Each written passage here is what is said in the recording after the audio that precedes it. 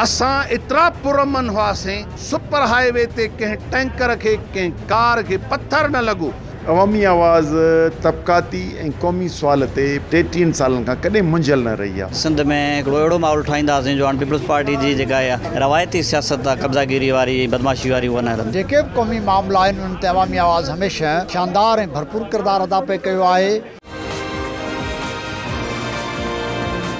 असां एतिरा पुरमन हुआसीं जो अवां ॾिठो त कराची खां कश्मीर ताईं Indus highway, national highway, super highway ते कंहिं टैंकर खे, कंहिं बस खे, कंहिं कार खे पत्थर न लॻो, कंहिं होटल वारे जो होटल ते पत्थर न वसियो।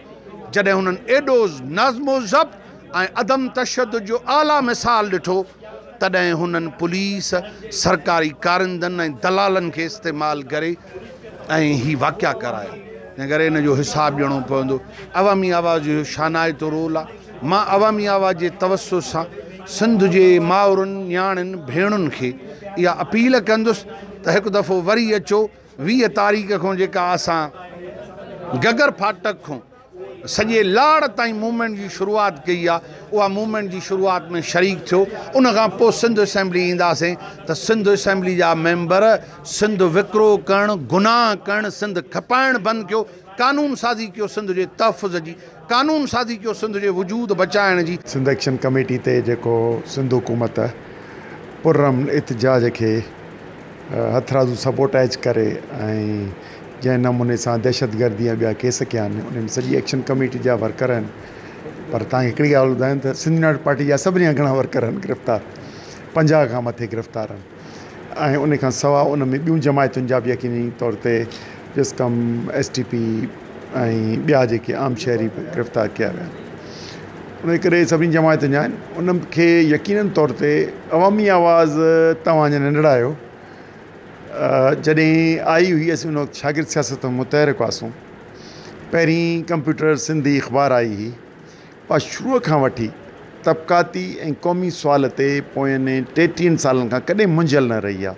हमेशह उन जी आवाज़ खे वधाईंदी रही आहे।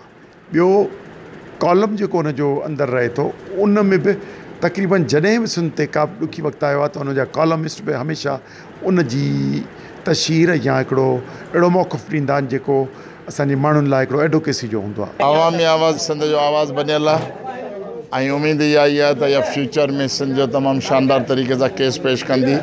हींअर बि ॾुख सुख में आंधी मांझी असां सां गॾु बीठी आहे, सिंध सां बीठी आहे ऐं बेटनि जे मसइले ते उन इंतई शानदार किरदारु आहे जंहिंखे सारायूं था। अवामी आवाज़ पहिरें ॾींहं खां वठी बहरिया, DHA ऐं जेकी ज़मीन जी वालार पई थिए उन जे ख़िलाफ़ जेके बि बयान ईंदा हुआ, सर्वे थींदियूं हुयूं, उहे सभ खां पहिरीं अवामी आवाज़ हलाई ऐं आऊं इन्हनि खे ख़राज तहसीन थो पेश करियां। उन खां पोइ बि मीडिया ख़बरूं ॾियणु शुरू कयूं।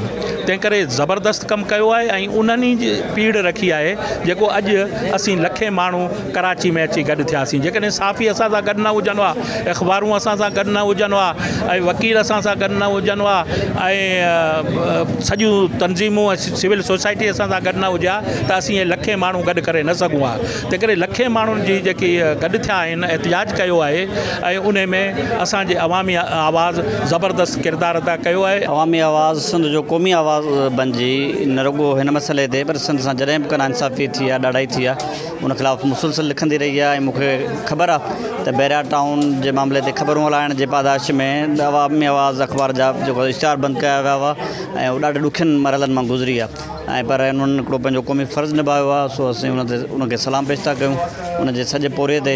ऐं आउं सम्झां थो त अवामी आवाज़ समेत इहो सभिनि असांजो गॾियल पोरियो आहे जो हाणे माण्हू लखनि जी तइदाद में बहरिया टाउन जे ख़िलाफ़ु, वालार जे ख़िलाफ़ु या जेका दहशतगर्दी थिए पई उन जे ख़िलाफ़ु निकिता आहिनि।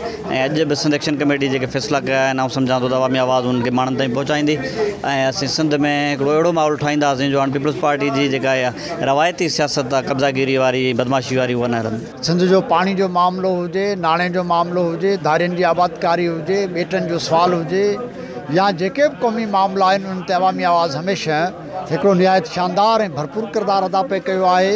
ऐं ताज़ो बहरिया टाउन जी वालार वारे मामले ते बि अवामी आवाज़ जो किरदारु जेको आहे वो तमामु अहम ऐं क़ौमी ज़िम्मेदारी सां भरपूर आहे।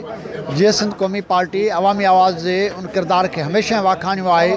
विज़िट कयो अवामी आवाज़ मीडिया ग्रुप जी वेबसाइट awamiawaz.pk